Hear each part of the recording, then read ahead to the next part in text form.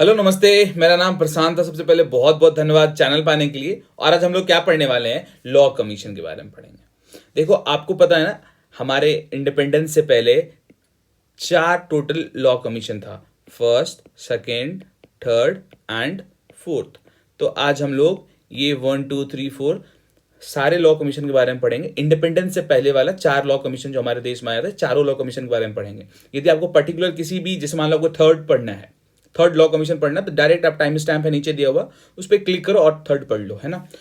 और इससे पहले मैंने आपको पढ़ा रखा है ऑलरेडी कोडिफिकेशन ऑफ लॉ। यदि वो वीडियो नहीं देखे हो तो डिस्क्रिप्शन बॉक्स में मैं लिंक दे दूंगा, आप वहां से भी जाके देख सकते हो। चलो हम लोग पढ़ते हैं। आज का टॉपिक है हमारा लॉ कमीशन, और आज हम लोग ये चारों लॉ कमीशन के बारे में पढ़ेंगे।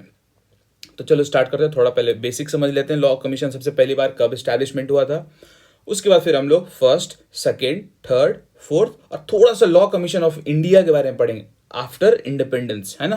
Pre independence and after independence दोनों के बारे में पढ़ेंगे। चलो, तो अच्छा एक एग्जांपल हम लेते हैं। कमीशन का काम क्या होता है? कमीशन का काम होता है वेरियस टॉपिक पे रिसर्च, इंक्वायरी करना। इंक्वायरी करने के बाद जो भी उनको रिजल्ट मिलता है उसको एज ए रिपोर्ट सबमिट करना। मान लो कि मैं आपको एक कमीशन में मेंबर बना दूं, आप क्या करोगे? इंक्वायरी करोगे। इंक्वायरी करने के बाद जो भी आपको वहां पे रिजल्ट मिलेगा उसको एज ए रिपोर्ट बनाओगे। आप रिपोर्ट बना के फिर उसको आप, जो भी अथॉरिटी आपको अपॉइंट किया होगा, आप वहां पे सबमिट करोगे। तो सेम ऐसा ही काम था लॉ कमीशन का। ये चार्टर एक्ट ऑफ 1833 क्या करता है? अपॉइंटमेंट करता है एक लॉ कमीशन का। मान लो ये एक लॉ कमीशन है, इसका अपॉइंटमेंट किसके अकॉर्डिंग होता है भाई? ये चार्टर एक्ट ऑफ 1833 के अकॉर्डिंग। ठीक है, अपॉइंटमेंट हो गया। और ये लॉ कमीशन क्या करेगा? अब सिंपल सी बात है सर, इंक्वायरी करेगा। इंक्वायरी करने के बाद अपना रिपोर्ट सबमिट करेगा। चलो समझ में आ गया हम लोगों को। तो ये जो चार्टर एक्ट 1833 के अकॉर्डिंग जो अपॉइंटमेंट हुआ था लॉ कमीशन का, वो पहला लॉ कमीशन था। फर्स्ट लॉ कमीशन का अपॉइंटमेंट चार्टर एक्ट ऑफ 1833 के अकॉर्डिंग हुआ था। ये आपको पता होना चाहिए। अब इस लॉ कमीशन का पर्पस क्या था बनाने का? इस लॉ कमीशन का पर्पस ये था कि इंडिया में जो लॉज है वो सारा लॉज अनकोडिफाइड था। मतलब यहां पे जो लॉज था, एग्जिस्टिंग लॉज जो भी था, वो अनसर्टेन था, आप बोलो अनऑर्गेनाइज था।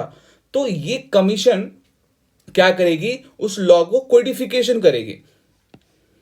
1833 से पहले इंडिया में जो भी लॉ है वो अनऑर्गेनाइज्ड है, समझ रहे हो। तो अब ये जो लॉ कमीशन बना है, इस लॉ को ऑर्गेनाइज करेगी, सिस्टमैटिक वे में अरेंज करेगी, कोडिफिकेशन करेगी। मेन काम क्या था इस लॉ कमीशन का भैया?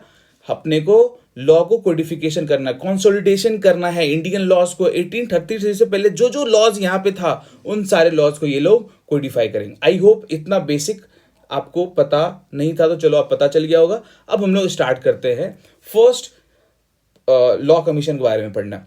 तो फर्स्ट लॉ कमीशन का जो स्टैब्लिशमेंट होता है ये 1834 में होता है। और ये बहुत इंपॉर्टेंट ये चीज है, आपको ये एक्ट ध्यान होना चाहिए, चार्टर एक्ट ऑफ 1833। देखो, इससे पहले एक आया था चार्टर एक्ट ऑफ 18, मुझे एग्जैक्ट डेट याद नहीं, लेकिन इसका मैं बता देता हूं आपको। ये थोड़ा ध्यान में क्या रखना है, चार्टर एक्ट ऑफ 1830, थोड़ा टाइमलाइन पे चलते हैं तो आपको समझ में अच्छे से आएगा। चार्टर एक्ट ऑफ 1833 आएगा, कॉन्स्टिट्यूशनल हिस्ट्री में आपने पढ़ा भी होगा। उसके बाद जो इंपॉर्टेंट चार्टर एक्ट था, चार्टर एक्ट ऑफ 1853, और उसके बाद Indian council act 1861। I hope ये आपको पता होगा, है ना। तो देखो, चार्टर एक्ट ऑफ 1833 आके सबसे पहले लॉ कमीशन का स्टैब्लिशमेंट हुआ था। किस चीज के लिए? कोडिफिकेशन के लिए। कोडिफिकेशन नहीं पता है तो आप प्रीवियस वीडियोस जाके देखो, डिस्क्रिप्शन बॉक्स में मैं लिंक दे दूंगा, कोडिफिकेशन ऑफ लॉ पढ़ना, तो आपको और इजीली समझ में आ जाएगा। वहां भी मैंने थोड़ा बहुत लॉ कमीशन के बारे में बात किया है, थोड़ा बहुत नहीं, बहुत बात किया मैंने। फिर देखो, ये आपको ध्यान रखना। उसके बाद जो फिर दूसरा चार्टर आया, चार्टर एक्ट ऑफ 1853, इसके इसके इसके इसके अंडर में इसमें प्रोविजन था सेकेंड लॉ कमीशन का अपॉइंटमेंट का। और सेकेंड लॉ कमीशन का अपॉइंटमेंट हुआ था कितने साल के लिए? सिर्फ 3 साल के लिए। 1853 में अपॉइंटमेंट हुआ था और ये कब एक्सपायर हो गया था? 1856 में। उसके बाद बीच में ये कमीशन जो रिकमेंडेशन दिया, जो रिपोर्ट दिया, उस रिपोर्ट पे ये लोग कंप्लीटली काम नहीं कर पाए, तो उसको, उस टास्क, इनका जो टास्क था वो अधूरा रह गया। तो उसको पूरा करने के लिए थर्ड लॉ कमीशन का अपॉइंटमेंट होता है। फिर उसके बाद फोर्थ लॉ कमीशन का अपॉइंटमेंट होता है, इंडियन काउंसिल एक्ट ला करके इसका अपॉइंटमेंट होता है। आपको ये आइडिया लग गया, 4 लॉ कमीशन आया और चारों कैसे अपॉइंटमेंट हुआ सबका आपको ये क्लियर हो गया। तो अभी के लिए बस इतना समझो, 1947 से पहले 4 टोटल लॉ कमीशन आया। अपने को इतना ध्यान रखना है, ठीक है। 4 टोटल लॉ कमीशन आया अपॉइंटमेंट से पहले, मतलब प्री इंडिपेंडेंस में। आई होप ये कोई इसमें कोई प्रॉब्लम नहीं होगा। फर्स्ट लॉ कमीशन जो आया 1834 में, और कमीशन में ऑलवेज एक चेयरमैन होता है, तो फर्स्ट लॉ कमीशन के चेयरमैन कौन थे? लॉर्ड मैकेले, ध्यान रखिएगा आप। तो अब हम लोग पढ़ने वाले हैं, चलो अब हम लोग स्टार्ट करेंगे first law commission. First law commission का अपॉइंटमेंट हो गया था, और इसका चेयरमैन कौन थे ये आपको पता है, 1834 में हो गया था। और इस लॉ कमीशन में टोटल 4 मेंबर थे, ठीक है। एक चेयरमैन हो गए, उनके अलावा रेस्ट ये मैक्लियोड, एंडरसन और कैमरन, ये 3 थे, और एक हो गया आपके लॉर्ड मैकॉले। तो टोटल कितने मेंबर हो गए भाई? Total 4 member. यहां पे देखो फोटो भी है, अब ये इलिस्ट्रेशन के लिए 1 3 1 4। बाद में क्या होता है देखो, और जो 1833 में जो चार्टर एक्ट आया था, ये बोला कि लॉ कमीशन का अपॉइंटमेंट होगा, और लॉ कमीशन में मेंबर कितना हो सकते हैं? तो ये एक्ट बोलता है मैक्सिमम 5 मेंबर हो सकते हैं। तो जब कमीशन का एस्टैब्लिशमेंट होता है 1834 में, तो टोटल इसमें 4 मेंबर थे। बाद में जाके 1837 में एक मेंबर और ऐड होता है, मिलेट नाम था इनका, एफ मिलेट, और मेंबर टोटल कितना हो गया? 5, ठीक है। चलो ये हम लोग देख लीजिए, यहां तक कोई प्रॉब्लम नहीं होना चाहिए आपको।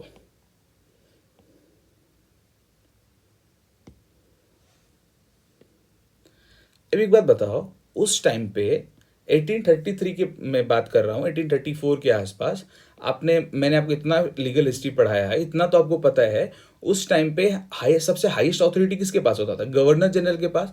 तो ये जो लॉ कमीशन है, ये लॉ कमीशन किसके अंडर कंट्रोल में काम करेगा? लॉ कमीशन जो फंक्शंस करेगा किसके अंडर में करेगा, किसके कंट्रोल में करेगा? बच्चा भी बता देगा। उस टाइम पे सबसे बड़े ऑफिसर्स कौन होते थे, सबसे बड़े ऑफिशियल कौन होते थे? इंडिया को रूल कौन करता था? Governor general of India.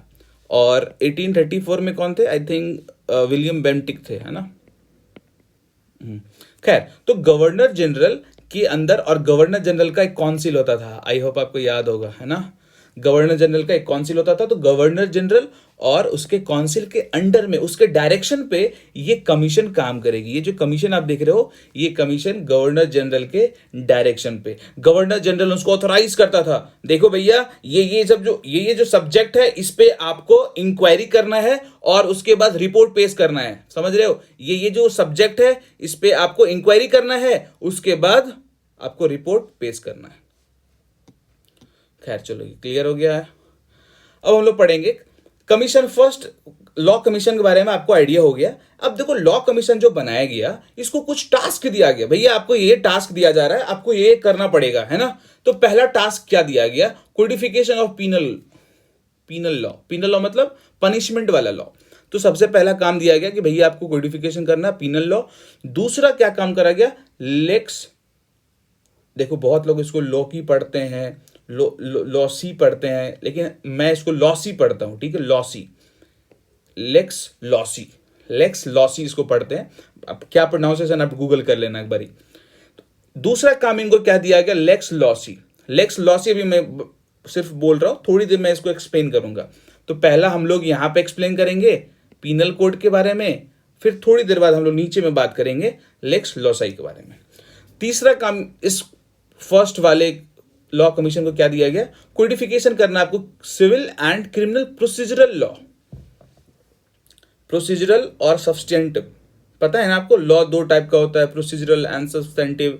Procedural law में क्या होता है? प्रोसीजर्स होता है लिखा हुआ, और सब्सटेंटिव में ज्यूरिस्प्रूडेंस का लेक्चर है मेरे चैनल पे जाके, वहां पे मैंने डिस्कस किया है, आप वहां पे जाके पढ़ सकते हो। यहाँ पे मैं डिस्कस नहीं करूंगा क्योंकि बहुत लंबा हो जाएगा लेक्चर।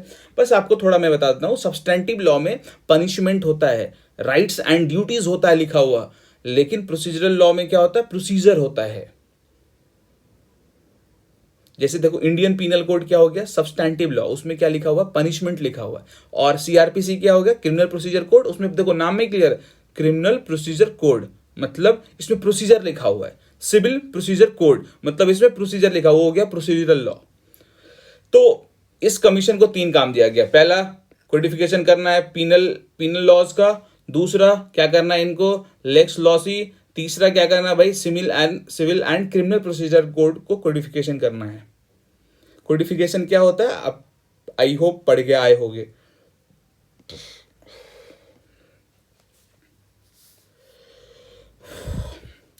पहला टास्क था कोडिफिकेशन करना है इनको क्रिमिनल लॉज का, है ना, पीनल लॉ, या इसको मैं बोलूंगा यहाँ पे पीनल लॉ, पीनल कोड भी बोल सकता हूं मैं।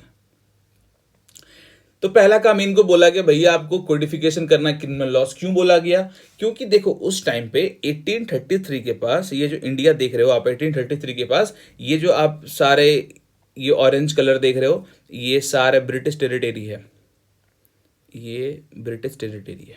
ये हो गया मद्रास प्रेसिडेंसी, मद्रास प्रोविंस, ये हो गया बंगाल प्रोविंस, यूनाइटेड प्रोविंस, और ये हो गया बॉम्बे प्रोविंस। ठीक है, ये ब्रिटिश टेरिटरी 1833 में इंडिया के पास, सॉरी ब्रिटिश के पास इतना है, ब्रिटिश इंडिया इसको बोलते थे हम लोग। तो सबसे पहले काम क्या था, कोडिफिकेशन ऑफ क्रिमिनल लॉ। क्यों, इसके पीछे रीजन क्या था, सबसे पहले पीनल कोड क्यों इनको कोडिफाई करना था, क्योंकि इस टाइम तक जो भी इंडिया में लॉज था वो सारा अनसर्टेन था। इंडिया थ्रू आउट, मैं इंडिया की बात कर रहा हूं, जहां जहां ब्रिटिश इंडिया का टेरिटरी है। अब मैं इसकी बात नहीं कर रहा हूं, ठीक है, मैं बात अभी सिर्फ ब्रिटिश टेरिटरी की कर रहा हूं, ठीक है, आप इसको ध्यान रखिए। तो यहाँ अनसर्टेन था, बहुत सारा कंफ्यूजन था, तो ब्रिटिश बोला कि भैया देखो बहुत ज्यादा कंफ्यूजन है पीनल कोड में, मतलब क्रिमिनल लॉज में, तो पहले क्रिमिनल लॉज को सुधारो, उस पे जाओ, तुम रिसर्च करो, इंक्वायरी करो और रिपोर्ट दो गवर्नमेंट ऑफ इंडिया को, गवर्नमेंट ऑफ इंडिया को रिपोर्ट दो। लॉ कमीशन को ये ड्यूटी दे दिया गया। समझ में आया। और थोड़ा सा मैं आपको बता देता हूं, पेन चेंज करते हैं। देखो बंगाल में इस टाइम पे चलता था क्रिमिनल में मोहम्मडन लॉ, ठीक है, और बॉम्बे में चलता था, अच्छा पहले मैं इसको देखो, मद्रास में भी चलता था मोहम्मडन लॉ। 1833 से पहले की मैं बात कर रहा हूं। क्रिमिनल लॉ में देखो कौन कौन सा चल रहा है, मोहम्मडन लॉ चल रहा है बंगाल प्रोविंस में भी और मद्रास में भी। अब ये जो बच गया आपका बॉम्बे, बॉम्बे में क्या चलता था, ये देखो। अब इसको कुछ लोग कैसे पढ़ता, मैं तो इसको पढ़ता हूं alpine, alpine stone, alpine stone code of 1827, यहां पे ये चलता था। ठीक है, तो ये सिस्टम है 1833 के पास, 1833 के पास ये सिस्टम है। देखो अब कुछ यहाँ पे मुस्लिम्स लॉ चल रहा है, यहाँ कुछ और कोड चल रहा है, यहाँ कुछ और चल रहा है, और इसके अंदर भी इधर उधर में कहीं कहीं पे वेरिएशन था, बहुत ज्यादा कंफ्यूजन हो रहा था। तो ब्रिटिश इस चीज को देखा कि बोला नहीं भैया, क्या करना है आपको, एक पीनल कोड ड्राफ्ट कीजिए, पीनल कोड ड्राफ्ट कीजिए, ठीक है। और ये जो रेड किधर गया, और जो लॉ कमीशन था वो एक पीनल कोड ड्राफ्ट करना स्टार्ट करता है, और ड्राफ्ट करके फाइनली लॉ कमीशन इस पीनल कोड को सबमिट कर देता है गवर्नमेंट के पास। कब, 1837 को ये काम मिला था इनको, और ये काम को बखूबी ये लोग पूरा करते हैं। और इस पीनल कोड को देखो, यहाँ ये जितना सारा कानून है ना, ये सबको एक कर दिया। अब यहाँ पे मोहम्मडन लॉ, ये जितना सारा कोड चल रहा है, कुछ नहीं, यहाँ पे अब सिर्फ एक ये कोड चलेगा, पीनल कोड। और ये पीनल कोड किसने ड्राफ्ट किया, लॉ कमीशन। कौन सा law commission, first law commission. और इसके चेयरमैन कौन थे, मैकॉले। इसलिए इसको मैकॉले कोड भी बोला जाता है, क्योंकि मैकॉले का बहुत बड़ा रोल था इसमें, बहुत इंपॉर्टेंट रोल प्ले किए थे लॉर्ड मैकॉले, इसलिए इसको मैकॉले कोड भी बोला जाता है। और ये देखो 1837 में ये सबमिट कर देते हैं, लेकिन ये सबमिट करने के बाद फाइनली जाके लागू होता है 1860 में। इसलिए आज आप पढ़ते हो इंडियन पीनल कोड 1860। बाद में थोड़ा बहुत इसमें चेंजेस होता है 1837 से 80, ये किधर गया भाई, देखो इस बीच में 1860 तक पहुंचते बीच में कुछ चेंजेस होता है, लेकिन ये ज्यादा कुछ चेंजेस नहीं होता। 1837 में इंडियन पीनल कोड बन जाता है, लॉ कमीशन उसको ड्राफ्ट कर देता है, और ये फाइनली जाके 1860 में लागू हो जाता है। इसको मैकॉले कोड क्यों बोलते हैं, क्योंकि इंडियन पीनल कोड में मैकॉले का बहुत बड़ा रोल था। अब आपको समझ में आया, देखो यहाँ पे कितना अनसर्टेनिटी है, और इसको दूर करने के लिए लॉ कमीशन को ड्यूटी दिया गया, भैया आप एक पीनल कोड ड्राफ्ट करो जिसमें यूनिफॉर्म हो लॉ, सबके लिए अब एक लॉ होगा। समझ रहे हो, आई होप आपको समझ में आ रहा होगा। और यदि आपको समझ में आता है तो आप मुझे कमेंट सेक्शन में बता सकते हो कि हाँ सर मुझे समझ में आ रहा है, तो उससे मुझे भी आइडिया लगता है कि हाँ समझ में आपको आ रहा है कि नहीं, वीडियोस बनाना सही है कि नहीं। तो आप कमेंट सेक्शन में कमेंट करा करो। कमेंट यदि करते हो तो मुझे भी मोटिवेशन मिलता है कि हाँ वीडियोस बनाओ। इतना बिजी स्केड्यूल से मैं टाइम निकाल के आपके लिए वीडियोस बनाता हूँ, इतना तो आप कर ही सकते हो। तो पहला टास्क मिला था फर्स्ट लॉ कमीशन को ड्राफ्ट करने का। फर्स्ट लॉ कमीशन ने पीनल कोड ड्राफ्ट कर दिया, क्रिमिनल लॉ ड्राफ्ट कर दिया, है ना। अब दूसरा क्या काम था, lex loci. Lex loci, lex loci को समझना है, थोड़ा दिमाग खोल के रखना है आपको। मैं एकदम, देखो कोई भी बुक में आप पढ़ोगे ना, इतना आपको टफ करके वहां पे दिया रहेगा, आपको लगेगा कि क्या है, क्या चल रहा है, कुछ समझ में नहीं आएगा आपको। लेकिन मैं आपको एकदम इजी में इसको समझाना चाहता हूं, आप इजी में, इजीली वे में समझ जाओगे। बस आपको ध्यान देना। थोड़ा वीडियो लंबा होगा, मुझे ऐसा लग रहा है। कितना लंबा होगा मुझे अभी नहीं पता है, 50 मिनट तो जाएगा ही एटलीस्ट। और देखो मेरा जो लेक्चर होता है वो कॉलेज के लेक्चर जैसा होगा, लगेगा कि आपको कॉलेज चल रहा है। देखो मैं शॉर्टकट में बिलीव नहीं रखता, इसलिए मैं पढ़ाता भी हूँ डिटेल में थोड़ा सा। खैर, लेक्स लॉसी रिपोर्ट जो होता है, अब इसके बारे में हम लोग पढ़ेंगे। चलो रेड पेन ले लेता हूँ मैं। हाँ, लेक्स लॉसी क्या है, आप मेरी कहानी को पहले थोड़ा सा आप समझो। इंडिया को देखो, 1830 के पास, 1833 की ही मैं बात करता हूँ, ठीक है। 1833 के पास ब्रिटिश इंडिया का ये टेरिटरी था, ये जगह पे ब्रिटिश टेरिटरी था। देखो ये हो गया बंगाल, ये हो गया बॉम्बे, सॉरी मद्रास, ये हो गया बॉम्बे, ये हो गया यूनाइटेड प्रोविंस। ये सब जगह पे लोग रहते हैं। इंडियंस के लिए कानून था ही, इंडियंस के लिए कानून, जो यहाँ पे इंडियंस रहते थे उनके लिए कानून था। अब इसे इंडियंस में कौन कौन, हिंदू और मुस्लिम्स, हिंदू और मुस्लिम्स के लिए कानून था। लेकिन 1833 के पास बहुत सारे, जैसे कि क्रिश्चियन, एंग्लो इंडियंस, अर्मेनियंस, मतलब बहुत सारे फॉरेनर्स भी इंडिया में आने लगे। बहुत सारे फॉरेनर्स इंडिया में आने लगे। अब इंडिया में आने लगे, यहां पे जो गवर्नमेंट था ये चीज देखा कि यार इंडियंस के लिए, हिंदू मुस्लिम्स के लिए तो कानून है, और जो लोग बाहर से आते थे, यदि वो, अब यहां पे देखो कलकत्ता, कलकत्ता, मद्रास और बॉम्बे, यहां जो ब्रिटिश रहते हैं उनके लिए तो कंपनी लॉ है, सॉरी इंग्लिश लॉ है। देखो जहां जहां मेरे ब्लैक पेन चल रहा है, मैं सिर्फ वहां की बात कर रहा हूं, इनके लिए तो लॉज है। लेकिन ये रेस्ट, अब मैं पेन चेंज कर रहा हूं, ये जो रेस्ट जगह पे लोग रह रहे हैं, मान लो यहाँ पे जो आके जो फॉरेनर रह रहे हैं, जो यूरोपियंस आके रह रहे हैं, उनके लिए तो कोई कानून ही नहीं है। और इंडियंस जो रह रहे हैं उनके लिए तो कानून है, क्रिमिनल लॉज है। तो ये चीज देखा सरकार, गवर्नमेंट, ठीक है, कि सब्सटेंशियल लॉ, मतलब सब्सटेंटिव लॉ, अभी मैंने आपको बताया था ना सब्सटेंटिव और प्रोसीजर में डिफरेंसेस, अब बार बार मैं उसको एक्सप्लेन करूंगा तो बहुत टाइम चला जाएगा। तो देखा गया फॉरेनर्स के लिए, ये जो ब्लैक मैन आप देख रहे हो, इनके लिए कोई लॉज ही नहीं है यहाँ पे, इनके लिए कोई लॉज नहीं है, मतलब law of the land. Indians के लिए लॉ ऑफ द लैंड तो है, लेकिन ये जो फॉरेनर्स हैं इनके लिए कोई लॉ ऑफ द लैंड नहीं है। ये तो फॉरेन से आए, इनके लिए कोई लॉ नहीं है। लेकिन जो लोग कोलकाता में रहते हैं, जो लोग बॉम्बे में रहते हैं, उनके लिए तो है। जो ब्रिटिश सर्वेंट है यहां पर रहते हैं, उनके लिए लॉज है। ये कहानी आपको समझ में आ गया होगा, आई होप। तो लॉ कमीशन को इस प्रॉब्लम के तरफ सरकार नजर दिलाई। देखो भैया, ये जो बाहर से लोग आके रह रहे हैं, इनके लिए तो कोई कानून ही नहीं है। आप इनके लिए कुछ करो, आप इनके लिए कुछ करो, आप एक स्टडी करो और उसके बाद आप रिपोर्ट दो। आप स्टडी करो और इनका क्या हो सकता है, इनके लिए कुछ तो कानून बनाओ, इनके लिए भी कुछ हो सकता है कि नहीं।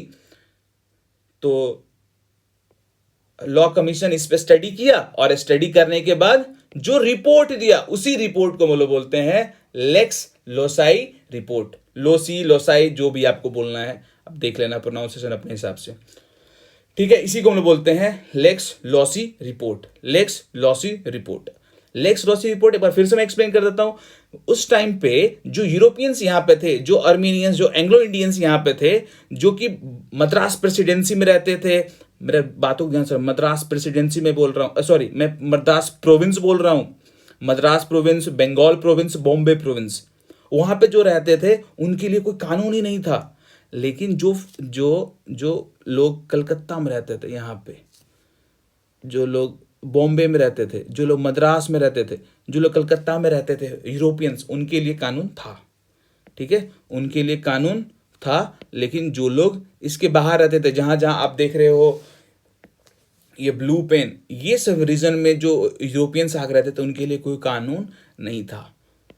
तो इसी पे स्टडी करना था लॉ कमीशन को, और लॉ कमीशन ने स्टडी करके जो रिपोर्ट दिया उसी को हम लोग बोलते हैं लेक्स लॉसी रिपोर्ट।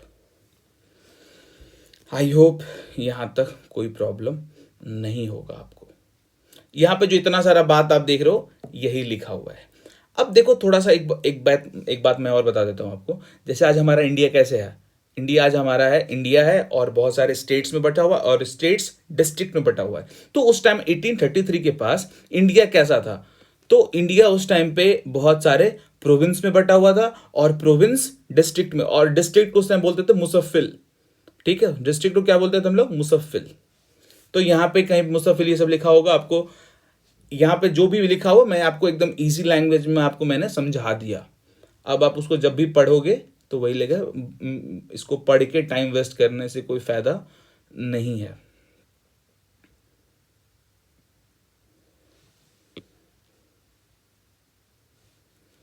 चलो, स्टडी हो गया। स्टडी होने के बाद लॉ कमीशन कुछ तो रिपोर्ट भी दिया होगा ना। अब देखेंगे हम लोग लॉ कमीशन का रिपोर्ट।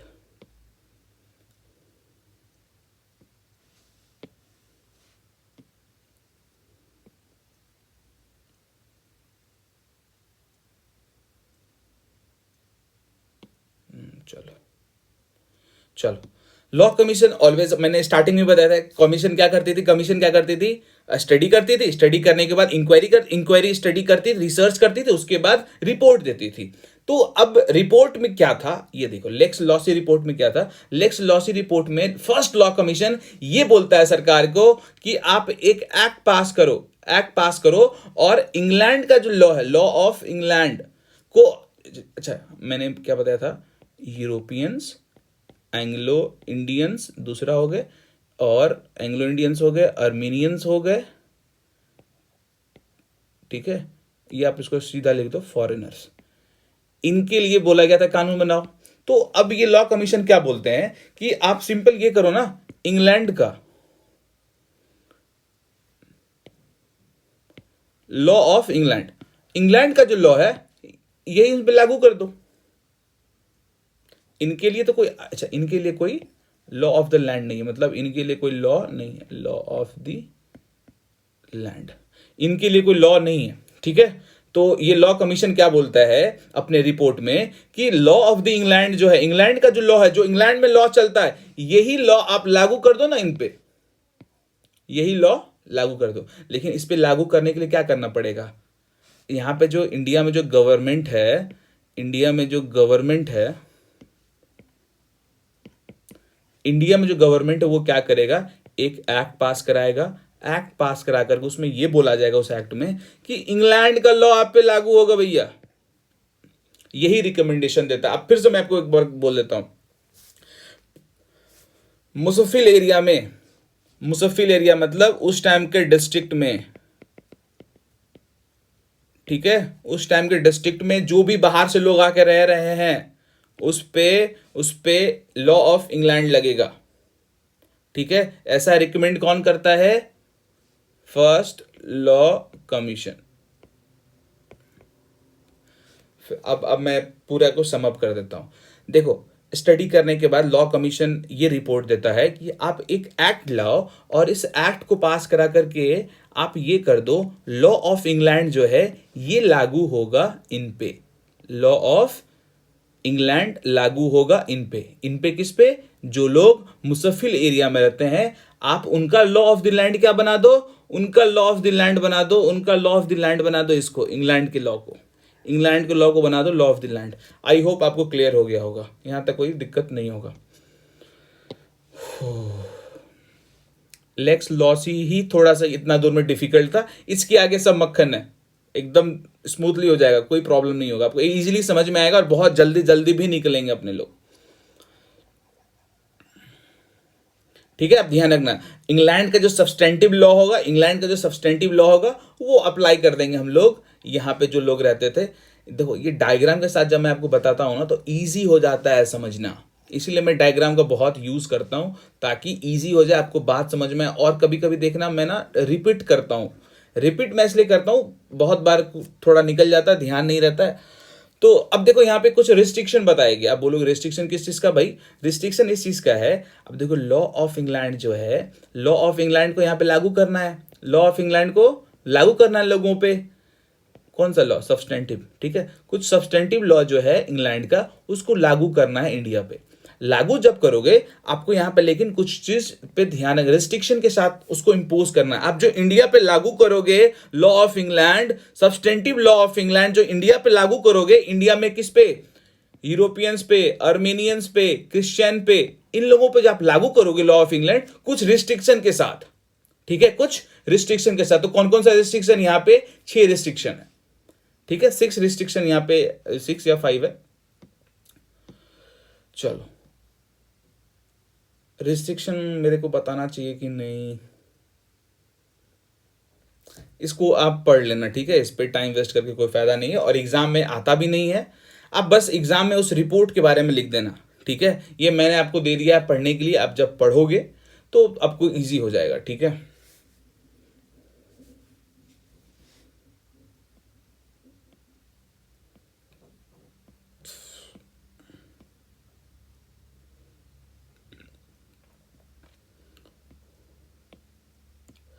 चलो लॉ कमीशन 3 टास्क मिला था,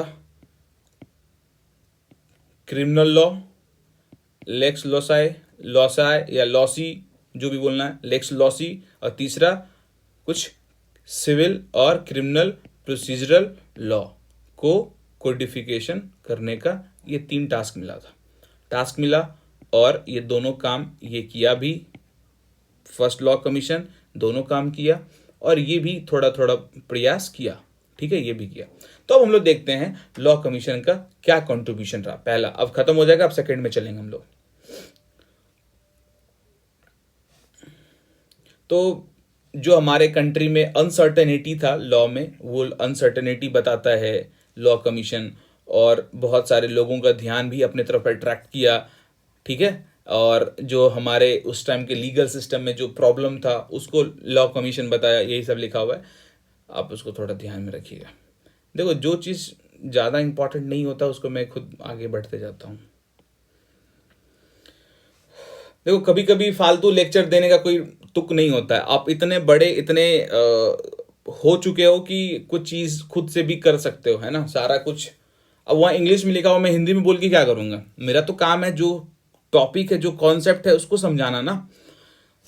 कॉन्सेप्ट यदि आप समझ जाओगे, जैसे तभी मैंने आपको बताया था, ये 3 चीजें आपको ध्यान रखना, 1833 का चार्टर एक्ट, 1853 और 1861, एक लॉ कमीशन यहाँ, दूसरा यहाँ, तीसरा ये बीच में बनता है क्योंकि ये 3 साल के लिए ही बना था। अब यहाँ पे देखोगे ये 3 साल के लिए ही बनता है, 56 में खत्म हो जाता है, लेकिन बहुत सारा टास्क इसके द्वारा जो किया गया था वो अधूरा रह जाता है, उसको कंप्लीट करने के लिए यहाँ पे 3rd लॉ कमीशन बनाया जाता है, फिर 4था लॉ कमीशन इस एक्ट के अकॉर्डिंग 4th लॉ कमीशन बनता है। बस ऐसे देखो, जब आप लिंक करोगे थोड़ा सा क्या बोलते हैं उसको, जब आप लिंक करके पढ़ोगे ना तो पढ़ाई करने में इजी हो जाएगा, समझ में भी आएगा आपको। तो समटाइम्स लगेगा कि क्या चल रहा है भाई।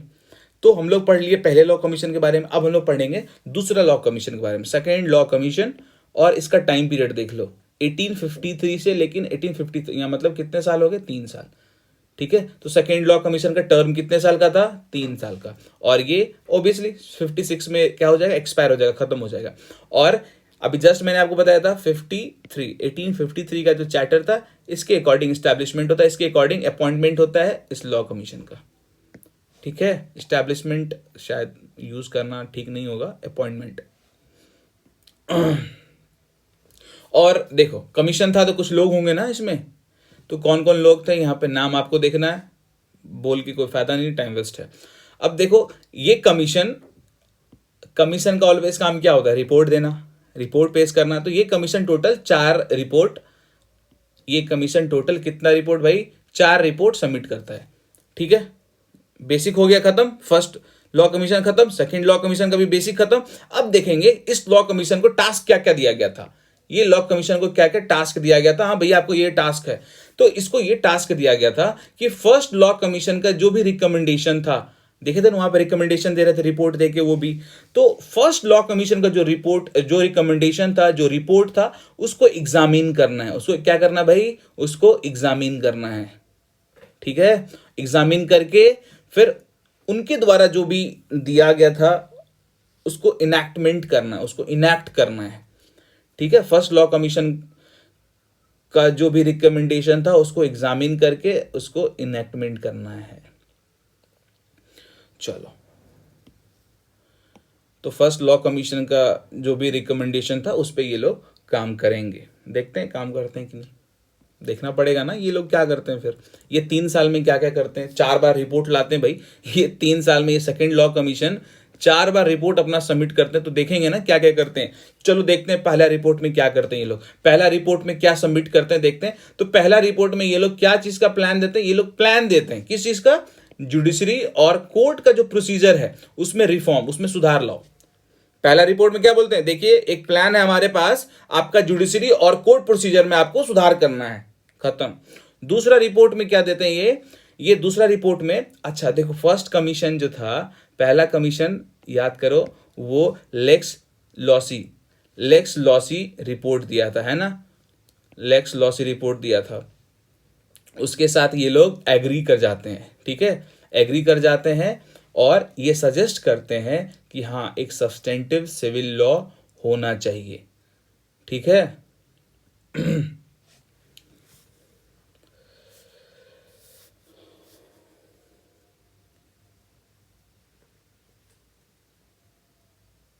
क्या आ गया,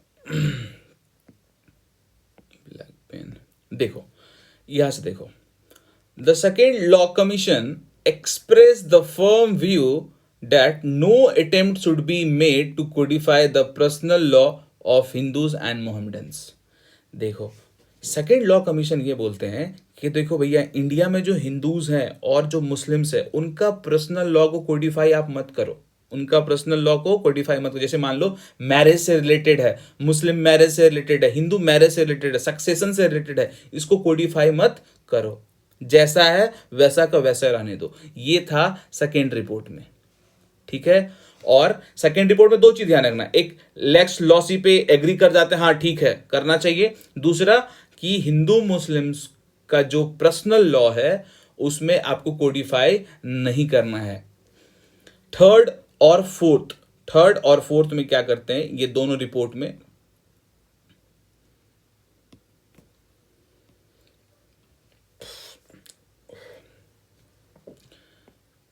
देखो आपको याद होगा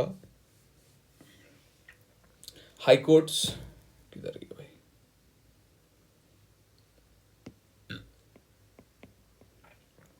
इंडियन हाई कोर्ट एक्ट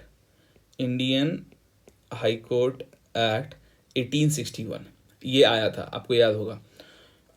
और इस लॉ कमीशन का टाइम देखो 56, देख लिया आप 56, और 1861 में आया इंडियन हाई कोर्ट्स एक्ट। तो इंडियन हाई कोर्ट्स एक्ट में क्या था, इंडियन हाई कोर्ट्स एक्ट में ये था कि उस टाइम पे जो सदर अदालत और सुप्रीम कोर्ट, सदर अदालत एक हो गया कंपनी का कोर्ट और एक हो गया ब्रिटिश क्राउन का कोर्ट। तो बेसिकली इन दोनों को इंडियन हाई कोर्ट क्या बोलता है, इन दोनों को एक कर दो और बना दो हाई कोर्ट, यही बोलता है ना। 1861 का जो हाई कोर्ट है, high court act, Indian high court act क्या करता है, सदर अदालत और सुप्रीम कोर्ट को एक करके क्या बना देता है उसके जगह पे, हाई कोर्ट्स। ये आपको पता है। और ये जो चीज आप इंडियन हाई कोर्ट एक्ट में देख रहे हो, ये रिकमेंडेशन था सेकेंड लॉ कमीशन का। सेकेंड लॉ कमीशन क्या बोलता है, सेकेंड लॉ कमीशन ये बोलता है सदर कोर्ट और सुप्रीम कोर्ट को एक करके बना दो हाई कोर्ट। यही ये जो आप देख रहे हो, ये सजेशन, ये रिकमेंडेशन किसका था, ये रिकमेंडेशन था सेकेंड लॉ कमीशन का। और इस चीज को लागू कहां करा जाता है, इंडियन हाई कोर्ट एक्ट 1861 ला करके, कहानी खत्म, सिंपल। दूसरा सजेशन ये क्या देते हैं, थर्ड और फोर्थ रिपोर्ट में सजेशन क्या देते हैं कि एक यूनिफॉर्म सिविल कोड होना चाहिए। देखो यूनिफॉर्म सिविल और क्रिमिनल प्रोसीजर की मैं बात कर रहा हूं। सिविल और क्रिमिनल प्रोसीजर के लिए एक यूनिफॉर्म होना चाहिए, हर एक लोगों पे प्रोसीजर सेम लागू होना चाहिए। क्रिमिनल में तो होता भी था, है ना। खैर, सिविल और क्रिमिनल, ठीक है, सिविल और क्रिमिनल प्रोसीजर में क्या होना चाहिए, यूनिफॉर्म, एक जैसा होना चाहिए सब पे एक। आई होप ये क्लियर हो गया। यूनिफॉर्म सिविल कोड और यूनिफॉर्म क्रिमिनल, ये ध्यान रखिएगा।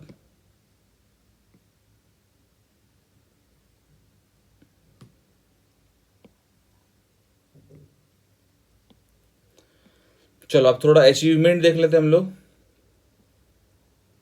सेकेंड लॉ कमीशन का अचीवमेंट, सेकेंड लॉ कमीशन का अचीवमेंट क्या था?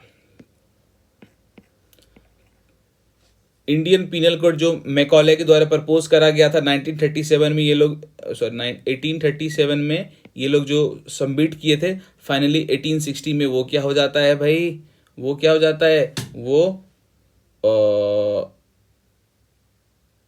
हाँ, इसमें ये लोग क्या करते हैं, रिवाइज करते हैं और फाइनली ये 1860 में लागू हो जाता है। उसके बाद code of civil procedure and criminal procedure pass हो जाता है। ईयर देखो यहाँ पे आप 1859 में और 1861 में। फिर उसके बाद देखोगे लिमिटेशन का भी ड्राफ्ट होता है। लास्ट में मैं एक आपके लिए चार्ट दे दूंगा, उसको आप देखना, उसमें सब एकदम एक ही पेज में सारा कुछ है। यहाँ पर देखो Indian penal code, the code of civil procedure, limitation act, ये सब जो देख रहे हो आप सेकेंड लॉ कमीशन के टाइम का ही है। देखो यदि आपको समझ में आ रहा है ना तो आप कमेंट करके मुझे बताओ। कमेंट बहुत ज़रूरी है, कमेंट से मोटिवेशन मिलता है तो वीडियोस बनता है। आप मोटिवेट नहीं करोगे तो वीडियोस कैसे बनेगा? फिर तो मैं आऊँगा कोर्ट से और सो जाऊँगा, है ना। तो आप यदि कमेंट करते हो तो मुझे अच्छा लगता है और मैं वीडियोस बनाता हूँ आपके लिए। आप मुझे ये भी बताना आप किस लॉ सब्जेक्ट में वीडियोस चाहते हो। लीगल हिस्ट्री तो चलो मैंने ख़त्म करा दिया पूरा, और जो भी एक दो टॉपिक होगा एक दो दिन में मैं वो भी डाल दूंगा। और पूरा legal history free of cost मेरे चैनल पे वीडियोस अवेलेबल है, पूरा प्लेलिस्ट है। आप अपने दोस्तों को वो प्लेलिस्ट भी भेज सकते हो, जो भी आपके लॉ स्टूडेंट दोस्त हैं या सीनियर जूनियर, आप सबको वो भेज सकते हो। चलो अब हम लोग देखते हैं थर्ड लॉ कमीशन। इनका टाइम पीरियड देखो 1861 से 1872, ठीक है।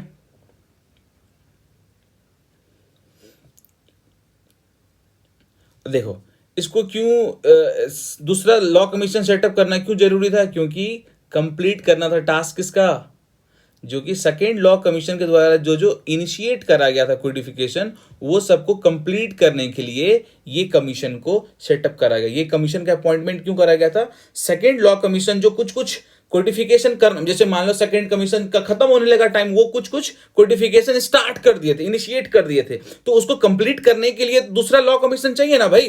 तो उसी को कंप्लीट करने के लिए थर्ड लॉ कमीशन का अपॉइंटमेंट हुआ। अब थर्ड लॉ कमीशन में कौन कौन मेंबर थे? टोटल 6 मेंबर थे। यहाँ पे नाम है आना जाना इसमें लिखा हुआ है, आप उसको देख लीजिएगा, क्योंकि नाम इतना ज़्यादा इंपॉर्टेंट नहीं है, बस जो चेयरमैन होते थे उनका नाम इंपॉर्टेंट है। रोमेली इनका चेयरमैन था, सर जे रोमेली, ठीक है। अब हम लोग देखेंगे functions of the third law commission. इनका मेन फंक्शन क्या था? इंडिया में सब्सटेंटिव लॉ को कोडिफिकेशन करना। सब्सटेंटिव लॉ इन इंडिया को क्या करना भाई? कोडिफिकेशन करना, ठीक है। जो कि सेकेंड लॉ कमीशन के द्वारा सजेस्ट करा गया था उसके सेकेंड रिपोर्ट में। आपको याद है ना, सेकेंड रिपोर्ट में सेकेंड लॉ कमीशन कुछ कुछ रिकमेंडेशन दिया था, तो उसी सब्सटेंटिव लॉ को कोडिफाई करना। और टोटल ये जो आप कमीशन देख रहे हो, ये टोटल 7 रिपोर्ट लाता है। सेकेंड वाला कितना लाया था भाई? 4। ये कितना लाएंगे? 7, ठीक है। सेकेंड लॉ कमीशन टोटल 4 बार रिपोर्ट पेश करता है, ये टोटल 7 बार, 7 टाइम्स। तो देखेंगे 7 रिपोर्ट जो ये लाते हैं, वो 7 रिपोर्ट्स में ये लोग डिफरेंट लॉ को कोडिफाई करते हैं। जैसे आप देखोगे इंडियन सक्सेशन बिल आता है, नेगोशिएबल इंस्ट्रूमेंट बिल आता है, यहां पर देखोगे आप ये जो कोडिफाई करते हैं किसको, सक्सेशन से रिलेटेड, कॉन्ट्रैक्ट से related, negotiable instrument, specific relief, evidence, transfer of property, है ना, और जो कोड ऑफ क्रिमिनल प्रोसीजर था उसको भी रिवाइज करते हैं। यहाँ पे डेट और ईयर सबमिशन सारा दिया हुआ है, आपको क्या करना है इसको एक बार पॉज करके पढ़ लेना, या फिर जो पीडीएफ जाएगा आपके पास टेलीग्राम चैनल पे, नीचे मेरे डिस्क्रिप्शन बॉक्स में लिंक है, आप जाके वहां से भी जा सकते हो डायरेक्ट टेलीग्राम पे, और आप जाके डाउनलोड कर लेना इसको और वहां पे आप देख सकते हो। ये देखो, फर्स्ट रिपोर्ट में इंडियन सक्सेशन बिल, सेकेंड में कॉन्ट्रैक्ट बिल, थर्ड में नेगोशिएबल इंस्ट्रूमेंट। अच्छा, कॉन्ट्रैक्ट एक्ट कब का है, 1872 में ना। डेट ऑफ सबमिशन कब है, देखो 1866 में कॉन्ट्रैक्ट बिल सबमिट हो गया, तो उसके बाद फिर पास होता है ये 1872 में। नेगोशिएबल इंस्ट्रूमेंट एक्ट आप पढ़ते हो ना, 1881। खैर, अब हम लोग देखेंगे इस लॉ कमीशन का मतलब कौन सा, थर्ड लॉ कमीशन का क्या अचीवमेंट था, है ना। और ये थर्ड लॉ कमीशन का ये अचीवमेंट था कि ये 6 मेजर लेजिस्लेशन, 6 मेजर लॉ को ये क्या करते भाई, ड्राफ्ट करते हैं। 9 साल का जो इनका कार्यकाल था, इस 9 साल में 6 मेजर, जैसे एविडेंस, ट्रांसफर ऑफ प्रॉपर्टी, उसके बाद negotiable instrument, contract, Indian succession, आप देख रहे हो 6 इंपॉर्टेंट लॉ को ये लोग ड्राफ्ट करते हैं, सिर्फ और सिर्फ कितने साल में, 9 साल में। इतना इंपॉर्टेंट लॉज को 9 साल में ये लोग ड्राफ्ट कर देते हैं।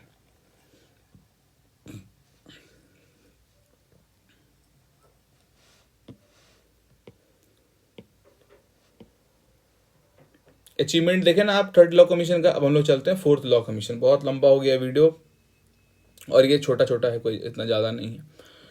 चलो, फोर्थ लॉ कमीशन बहुत कम लंबे समय के लिए नहीं था, बहुत छोटे टाइम पीरियड के लिए था। ये इसका टाइम पीरियड आप देख लेना। उस टाइम पे सेक्रेटरी ऑफ स्टेट कौन थे भाई? अच्छा, सेक्रेटरी ऑफ स्टेट का पोस्ट कब बना था, मुझे कमेंट सेक्शन में बताओ जल्दी से। 1 2 3। सेक्रेटरी ऑफ स्टेट का जो पोस्ट है, किस एक्ट से ला करके ये पोस्ट बनाया गया था, जल्दी से मुझे बताओ।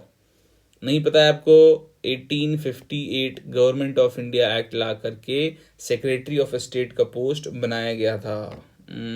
पढ़ते नहीं हो आप लोग। खैर चलो, इंडियन काउंसिल एक्ट से अपॉइंट करा गया था इसको, लॉ कमीशन ऑफ इंडिया को। और इसमें बहुत इमिनेंट देखो इसमें क्या था, ये जो लॉर्ड सेलिसबरी है जो कि सेक्रेटरी ऑफ स्टेट थे, ये इंडियन गवर्नमेंट को, जो इंडिया में गवर्नमेंट था, मतलब गवर्नर जनरल को, ये एक लेटर लिखते हैं। उसमें बोलते हैं कि एक इंडियन काउंसिल एक्ट में, उस इंडियन काउंसिल एक्ट के अंडर में एक आप लॉ कमीशन को अपॉइंट कीजिए, ठीक है, अपॉइंट कीजिए और उनको ये टास्क दीजिए इंडियन लॉज के डिफरेंट डिफरेंट ब्रांच पे जाके लॉ बनाए। फिर से सुनिए मेरी बात को।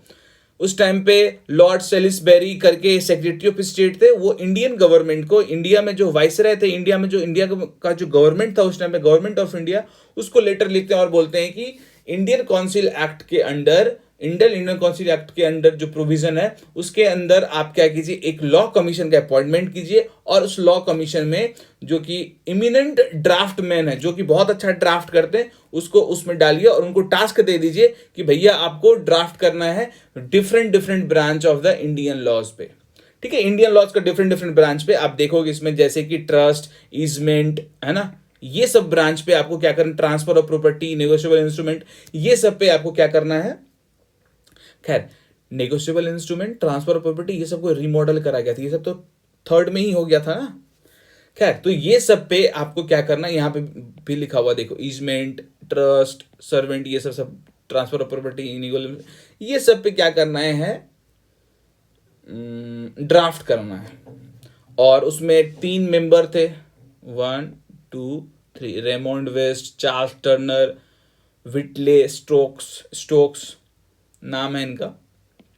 अब देखो, ये जो फोर्थ लॉ कमीशन था, इसके द्वारा जो रिपोर्ट दिया गया वो थोड़ा सा हम लोग देखते हैं।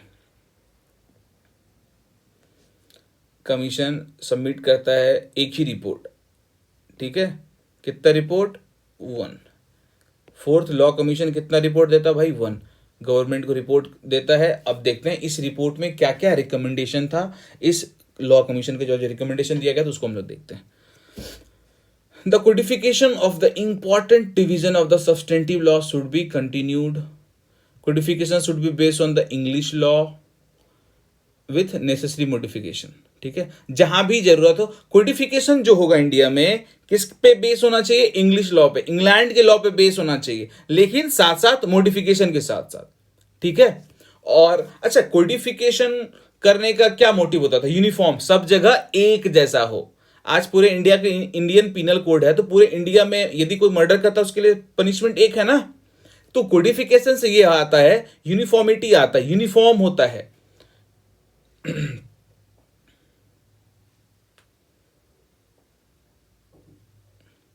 देखो, इस पे कुछ ज़्यादा नहीं है, आपको पढ़ना है, आप पढ़िए। बहुत ज़्यादा इससे समय चला गया है। मैं थोड़ा सा ये सबसे आगे बढ़ता हूँ और थोड़ा सा हम लोग पढ़ेंगे अभी जो इम्पोर्टेंट है। इसमें मैं आपको बता देता हूँ, ऊपर वाला जो है इतना ज़्यादा आपको उसमें दिमाग नहीं लगाना है, ये थोड़ा सा इसको आप ध्यान रखिएगा।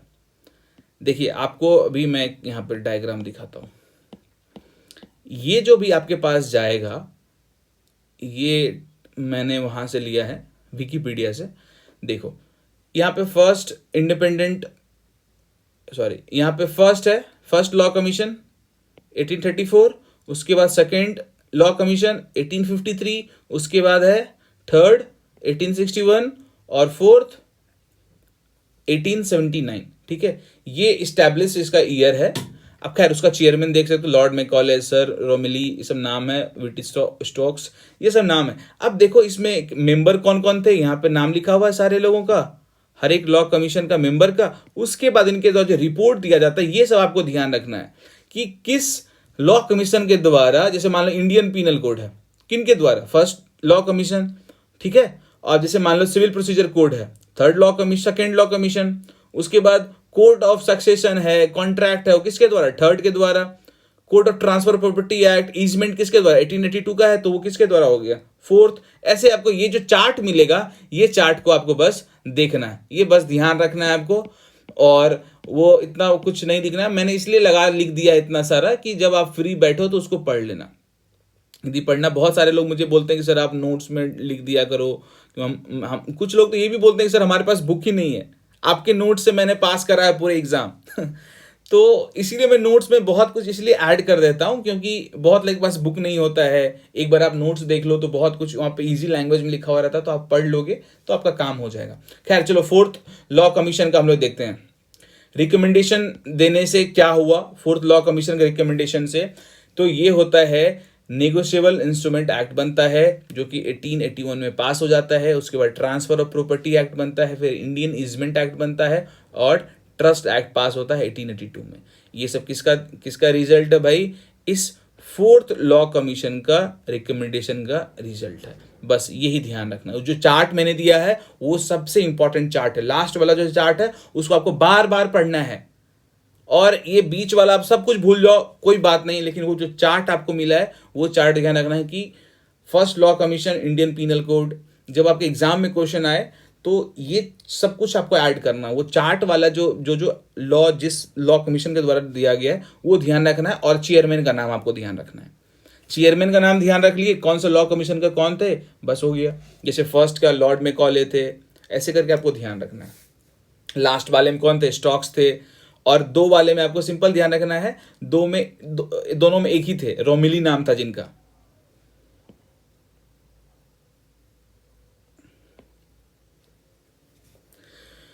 चलो, ये तो आपको मैंने बता दिया इंडिपेंडेंस 1947 से पहले लॉ कमीशन। 1947 के बाद लॉ कमीशन ऑफ इंडिया बना है। यहाँ पे मैं एक बार अभी देख लेता हूँ कितना लंबा हुआ ये वीडियो, कितना मिनट का है, उसके हिसाब से मैं इस पर बात करूंगा। आप यदि बोलोगे तो मैं इस पर एक डिटेल्ड वीडियो बना सकता हूँ लॉ कमीशन ऑफ इंडिया पे, तो आप बोलोगे तो मैं बनाऊंगा। और मैं अभी टाइम देख लेता हूँ। देखो, आपको एग्जाम में लॉ कमीशन ऑफ इंडिया पे नहीं लिखना आंसर। जब आप आंसर लिखोगे वहां पे चारों कमीशन के बारे में आपसे पूछा जाएगा, 4 लॉ कमीशन के बारे में पूछा जाएगा और कोडिफिकेशन ऑफ लॉ पूछा जाएगा। लॉ कमीशन ऑफ इंडिया नहीं पूछा जाएगा, बस आप इसके बारे में पढ़ लेना। और देखता हूँ मैं, टाइम यदि मिलेगा तो मैं यहाँ पे ही डिस्कस कर दूंगा, नहीं तो मैं इसके लिए एक पर्टिकुलर वीडियोस बनाऊंगा जहां पे मैं डिस्कस करूंगा, ठीक है। खैर नहीं तो चलो मैं 5 मिनट में इसको खत्म ही कर लेते हैं ना। Law commission of India after independence वाला बॉडी है, और लॉ कमीशन एक एग्जीक्यूटिव बॉडी है जो कि स्टैब्लिश किसके द्वारा करा जाता है, गवर्नमेंट ऑफ इंडिया, जो कि एक फिक्स टेन्यूअर के लिए होता है। और ये एक एडवाइजरी बॉडी का काम करता है, किसके लिए, लॉ मिनिस्ट्री के लिए। लॉ मिनिस्ट्री के लिए एडवाइजरी बॉडी का काम करता है। लॉ कमीशन जो होता है नाइदर स्टैट्यूटरी बॉडी और नॉर कॉन्स्टिट्यूशनल बॉडी, कॉन्स्टिट्यूशन के द्वारा थोड़ी बनाएंगे। खैर, और इसमें ये जो लॉ कमीशन, इसमें कौन होंगे, लीगल एक्सपर्ट ही होंगे ना, अनपढ़ गंवार को तो बिठाया नहीं जाएगा, जो लीगल एक्सपर्ट होंगे उनको बिठाया जाएगा इसमें। फर्स्ट लॉ कमीशन कब फॉर्म हुआ था इंडिया में, 1955 में, ठीक है, आप इसको ध्यान रखिएगा। उसके बाद law ministry has initiate the process of forming new law commission, है ना। उसके बाद law commission submit report to the government on the various matter of legal nature. ये सब इजी है, कुछ नहीं दिमाग लगाना। अब ये बताओ, लॉ कमीशन में मेंबर कौन बन सकते हैं, कोई भी बन सकता है, हाँ, कोई भी कैसे बनेगा, कोई नहीं बन सकता है। वही लोग बनेंगे जो लीगल एक्सपर्ट होंगे, जिनके पास जुडिशरी का नॉलेज होगा, वही बनेंगे ना भाई। कुछ कुछ चीजों में ना दिमाग नहीं लगाया जाता है, तो वो यही सब है। लॉ कमीशन में मेंबर कौन बनेंगे, जो लॉ में एक्सपर्ट होंगे वही बनेंगे, सिंपल है। देखो फिर भी मैं स्पीड में निकल जाता हूँ, है ना। अब थोड़ा हम लॉ कमीशन का फंक्शंस देख लेते हैं। लॉ कमीशन का फंक्शन, लॉ कमीशन क्या करेगा, जो लॉ एग्जिस्ट कर रहा है हमारे कंट्री पे, उस पर लीगल रिसर्च करेगा, उसको रिव्यू करेगा। यदि कुछ सुधार का जरूरत है तो वो लॉ कमीशन उस पर सुधार करेगा, है कि नहीं। यहाँ पे जब आप उसको पढ़ोगे तो ये पूरे में यही सब बातें लिखी हुई है। बहुत लंबा हो गया है लेक्चर, मैं चाहता था इसको और शॉर्ट करने का, लेकिन पढ़ाते पढ़ाते इतना टाइम लग गया। ये चार्ट जो आपके पास जो पीडीएफ जाएगा, मैं लास्ट बार फिर से बोल रहा हूँ, ये चार्ट को आपको ध्यान रखना है। चेयरमैन ध्यान रखना है, कब स्टैब्लिश हुआ है ये ध्यान रखना है, और जो इनके द्वारा रिपोर्ट दिया गया था वो ध्यान रखना। रिपोर्ट में भी क्या क्या दिया गया उतना नहीं ध्यान रखना। जैसे फर्स्ट वाले में आपको ध्यान क्या रखना है, Indian penal code basically lex loci. अब उसके बाद जो अदर है, इसमें आपको ध्यान क्या रख लेना है, penal code, criminal procedure code, ऐसे करके आप एक आप खुद से इसको पढ़ने के बाद एक कॉपी में ऐसे पेपर पे आप आराम से ईयर, चेयरमैन और क्या क्या रिपोर्ट दिया गया ऐसे करके लिख लेना, आप कभी नहीं भूलोगे। चलो आज के लिए इतना ही, फिर मिलते हैं किसी और दिन किसी और वीडियो के साथ। यदि आपको किसी भी तरह का प्रॉब्लम हो, कोई भी इशू हो, आप मुझे यहाँ इंस्टाग्राम पे मैसेज कर सकते हो। पीडीएफ डाउनलोड करना है टेलीग्राम पे जाकर आप कर सकते हो, यही व्हाट्सअप नंबर है, यहाँ भी आप मेरे से कनेक्ट हो सकते हो। और यहाँ तक वीडियो देखने के लिए दिल से बहुत बहुत धन्यवाद। आप ऐसे ही वीडियोस देखिए, और भी बहुत सारा लॉ सब्जेक्ट का वीडियोस है, आप जाकर एक्सप्लोर कर सकते हैं। Thank you so much for watching this video, and at last comment करो भाई, कमेंट करो कैसा लग रहा है, आप मुझे बताओ।